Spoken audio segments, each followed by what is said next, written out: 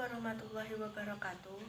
Di sini kami akan mempresentasikan hasil diskusi dari kelompok kami tentang salaf.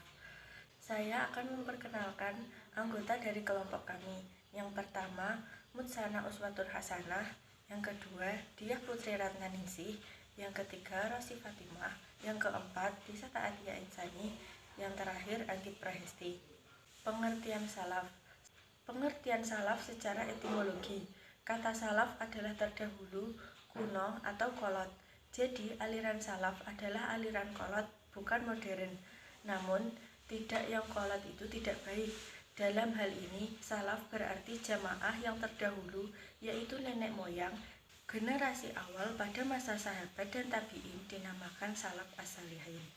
Sedangkan secara istilah atau terminologi, yang dimaksud salaf adalah para sahabat Rasulullah, orang-orang yang mengikuti mereka dengan baik, para pengikut mereka, serta generasi selanjutnya daripada pemuka atau imam din yang diakui keimanannya dan dikenal kebesaran perannya dalam din, sehingga manusia dapat menerima pendapatnya serta belum pernah tertuduh menyimpang atau berbuat bid'ah. Sejarah aliran salaf. Istilah salaf muncul karena adanya sabda Nabi Muhammad SAW, sebaik-baik masa adalah masaku, kemudian yang di belakangnya, kemudian yang di belakangnya lagi. Sabda Nabi ini menjadi pedoman bagi orang-orang yang akan diteladani atau generasi salaf. Menurut ensiklopedi dunia Islam modern, generasi salaf terdiri atas 3 generasi muslim pertama. Masa itu membentang 3 abad. Abad pertama, para sahabat Nabi SAW yang berakhir dengan Anas bin Malik. Abad kedua yaitu pengikut mereka atau tabi'in. Abad ketiga yaitu pengikut dari pengikut mereka. Ahmad bin Hanbal dianggap sebagai orang terakhir dari generasi salaf. Usaha menghidupkan jejak generasi salaf mulai terjadi sejak abad 4 Hijriah atau ke-9 Masehi. Dan di mana pada masa itu kemajuan berpikir sangat pesat.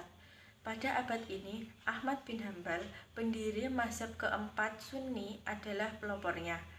Ia dikenal dengan perjuangannya melawan doktrin Mu'tazilah tentang penciptaan Al-Quran. Sejarah aliran salaf.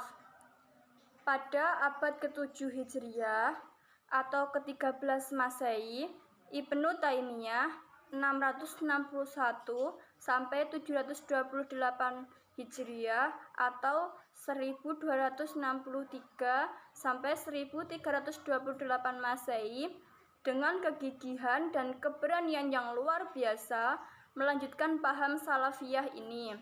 Mula-mula dengan pengajian-pengajian dan kemudian dalam tulisan yang tersebar luas dan menggegerkan ulama-ulama dalam mazhab lain.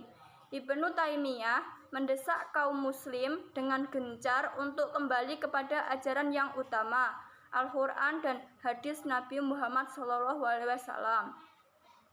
Gerakan Salafiyah modern didirikan Jamaluddin Al-Afghani 1839 sampai 1897 Masehi dan Muhammad Abduh 1849 sampai 1905 Masehi.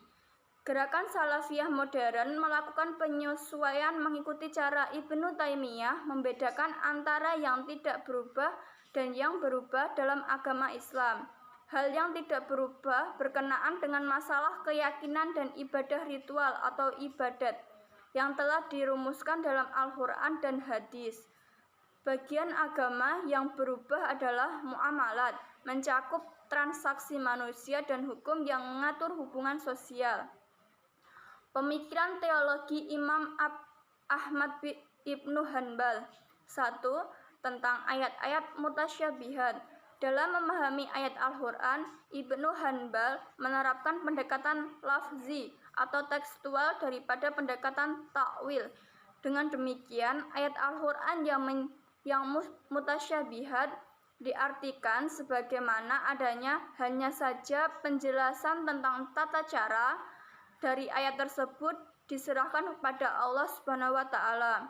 Dan dalam menanggapi hadis nuzul, Tuhan turun ke langit dunia ru'yah, orang-orang beriman melihat Tuhan di akhirat, dan hadis tentang telapak kaki Tuhan, Ibnu Hanbal berkata, kita mengimani dan membenarkannya tanpa mencari penjelasan cara dan maknanya.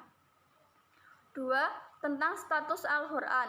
Salah satu persoalan teologis yang dihadapi Ibnu Hanbal yang membuatnya dipenjara beberapa kali adalah tentang status Al-Quran. Apakah diciptakan makhluk yang karenanya hadis baru ataukah tidak diciptakan yang karenanya khodim? Faham yang diakui oleh pemerintah yakni dinasti Abbasiyah di bawah kepemimpinan Khalifah Al-Ma'mun, Al-Mu'tasim, dan Al-Wasik adalah faham Mu'tazilah, yakni Al-Quran tidak bersifat khodim, tetapi baru dan diciptakan. Faham adanya khodim di samping berarti menduakan Tuhan, sedangkan menduakan Tuhan adalah syirik dan dosa besar yang tidak diampuni oleh Tuhan. Dan Ibnu Hanbal tidak sependapat dengan faham tersebut. Pemikiran teologi Ibnu Taimiyah. Berikut ini adalah beberapa pemikiran dari Ibnu Taimiyah. 1. Sangat berpegang teguh pada nas, Al-Quran dan Al-Hadis. 2. Tidak memberikan ruang gerak kepada akal. 3. Berpendapat bahwa Al-Quran mengandung semua ilmu agama. 4.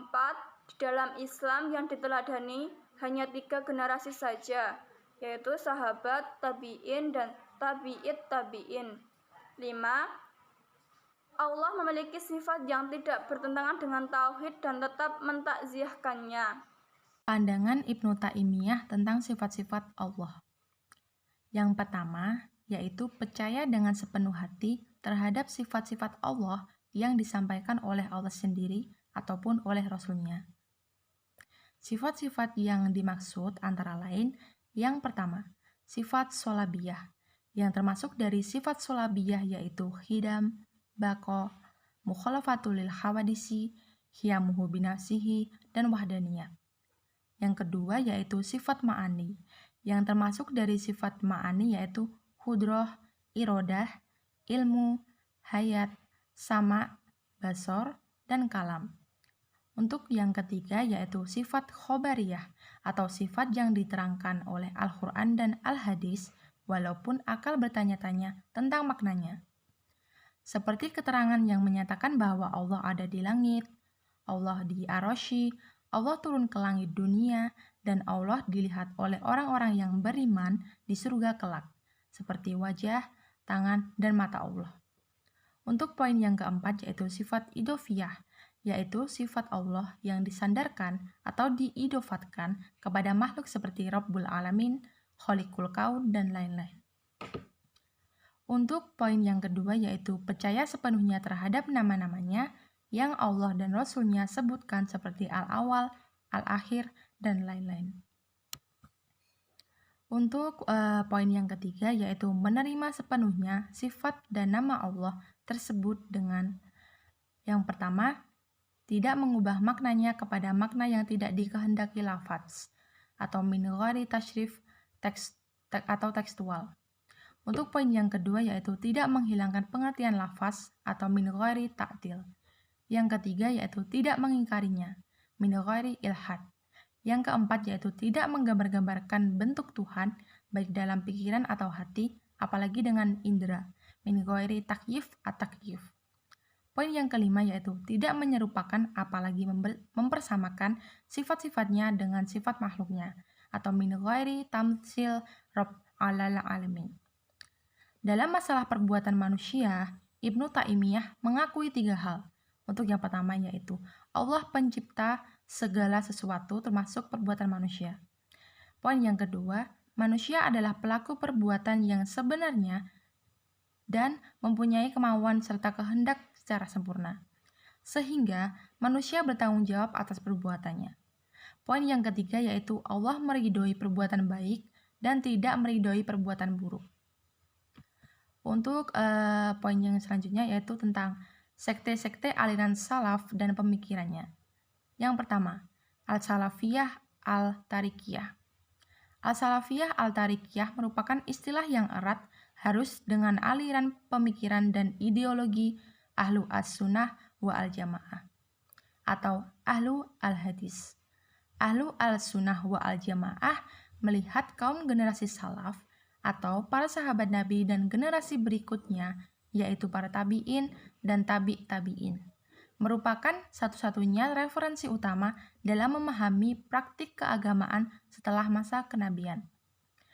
Fokus pemikiran kaum salaf adalah seputar al-tanzih fi al-tauhid atau pemurnian akidah, di mana mendahulukan syariat daripada akal, menolak segala bentuk penafsiran yang didasarkan pada lafaz dan batin, melawan segala bentuk pemikiran yang bersumber dari kelompok-kelompok seperti Mu'tazilah, Musyabahah, Jabariyah, Qadariyah, Syiah, dan vonis kafir bagi kaum Sufi.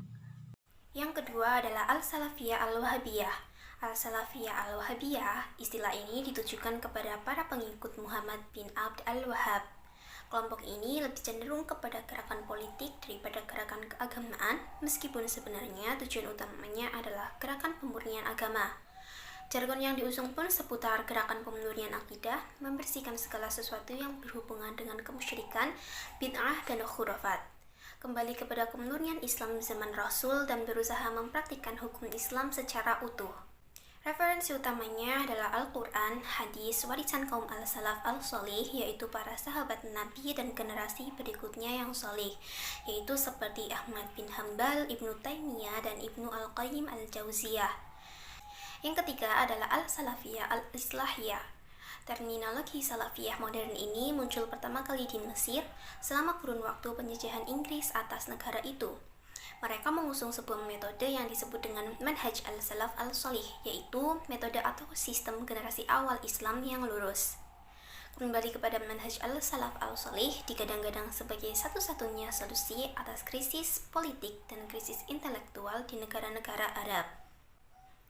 Kesuksesan mengembalikan Islam kepada sumber aslinya berarti menjauhkan Islam dari unsur bid'ah dan khurafat. Gerakan Salafiyah dengan terminologi ini menjadi Salafiyah yang konstruktif dan mengilhami bangunan masyarakat Islam yang ideologinya adalah masyarakat berperadaban maju. Namun sayang, seiring dengan perkembangan ide dan gagasan gerakan Salafiyah yang konstruktif ini bergeser menjadi gerakan madhab yang menegakkan prinsip la yasluhu akhir hadhihi al-ummah ila bima salluha bihi awwaluha, yaitu tidak akan pernah menjadi baik umat ini kecuali mereka menempuh jalan kebaikan generasi awalnya. Yang keempat adalah Al-Salafiyah Al-Ta'siliyah. Kelompok ini merasa yakin mampu menyajikan Islam yang sesungguhnya, yaitu Islam yang asli, orisinil, dan bebas dari unsur-unsur bid'ah. Kelompok ini mengusung semangat kembalinya Islam kepada Al-Quran dan hadis. Kelompok ini juga tetap menjadikan misi sosial lebih dominan daripada misi pemikiran. Pendek kata, kelompok gerakan ini memprioritaskan sasaran utamanya yaitu perubahan sosial daripada sasaran pemikiran, karena politik dalam perspektif kelompok ini merupakan realitas yang paling memungkinkan untuk merealisasikan bahwa Islam adalah agama dan negara. Meskipun demikian, gerakan ini sebenarnya mengkombinasikan antara yang al-madani dan yang al-siyasi. Gerakan reformasi Islam yang tergabung dalam Al-Ikhwan Al-Muslimun mencatat kegagalan politik dan ideologi modern. 5. Al-Salafiyah Al-Jihadiyah Al-Takfiriyah. Jihad merupakan satu-satunya istilah yang paling tepat untuk mengembalikan umat Islam kepada keislamannya. Jihad juga dibangun dalam rangka merekonstruksi pilar peradaban umat Islam yang masih jahiliyah atau mengalami kemunduran. Prinsip politik Islam harus mampu mengintervensi dan mampu menentukan bagi seluruh aturan yang dijalankan di dunia ini, yaitu konsep khilafah Islamiyah. Secara singkat, ide dan gagasan kelompok ini dapat dipresentasikan ke dalam beberapa poin berikut. A. Al-Hakimiyah Lillah. Negara Islam harus berdiri di atas prinsip Al-Hakimiyah Al-Ilahiyah. Dalam prinsip ini, kepatuhan dihasilkan berdasarkan pada komitmen akidah dan Islam, bukan kepada orang Islam, negara, atau pemikiran manusia. B. Jahiliyah al-Mujama. Said Qutb dan Al-Maududi melihat umat manusia saat ini hidup dalam keterbelakangan sosial yang diakibatkan dari ketidakpahaman mereka atas istilah la ilaha illallah. Oleh karena itu harus ada revolusi yang menyeluruh atas segala aspek kehidupan umat manusia. C. Takfir al-Anzimah. Umat Islam harus mampu merealisasikan kepemimpinan yang islami. Setiap kepemimpinan yang tidak merepresentasikan kepemimpinan Islam, maka ia masuk dalam kategori kafir yang wajib ditolak. D. Al-Unf al-Musalah. Fase selanjutnya dari gerakan ini setelah menuntaskan ketergantungannya terhadap pemikiran Barat adalah jihad dengan senjata. Kondisi umat Islam saat ini tidak akan mampu mengukuhkan reformasi dan revolusinya kecuali dengan metode ini. Selanjutnya yaitu relevansi aliran salaf di era milenial. Kemunculan gerakan salafi di Indonesia diawali dengan kembalinya beberapa pemuda Sumatera Barat yang pergi haji sekaligus menuntut ilmu di Kerajaan Arab Saudi pada awal abad ke-19. Gerakan salafi semakin berkembang setelah berakhirnya rezim Orde Baru. Hal ini sejalan dengan fatwa MUI yang menyatakan salaf atau salafi tidak termasuk ke dalam 10 kriteria sesat yang telah ditetapkan oleh Majelis Ulama Indonesia. Sehingga salaf atau salafi bukanlah merupakan sekte atau aliran sesat sebagaimana yang berkembang belakangan ini. Belakangan ini, di Indonesia di media televisi dan radio juga marak dakwah yang dilakukan oleh para dai salafi. Di antara televisi yang bermanhaj salaf antara lain Roja TV, Insan TV, Umat TV, Wisal TV, Hang TV, Surau TV, dan lain-lain. Di berbagai wilayah juga sering diadakan tabligh akbar oleh dai salafi yang dihadiri oleh ribuan umat Islam.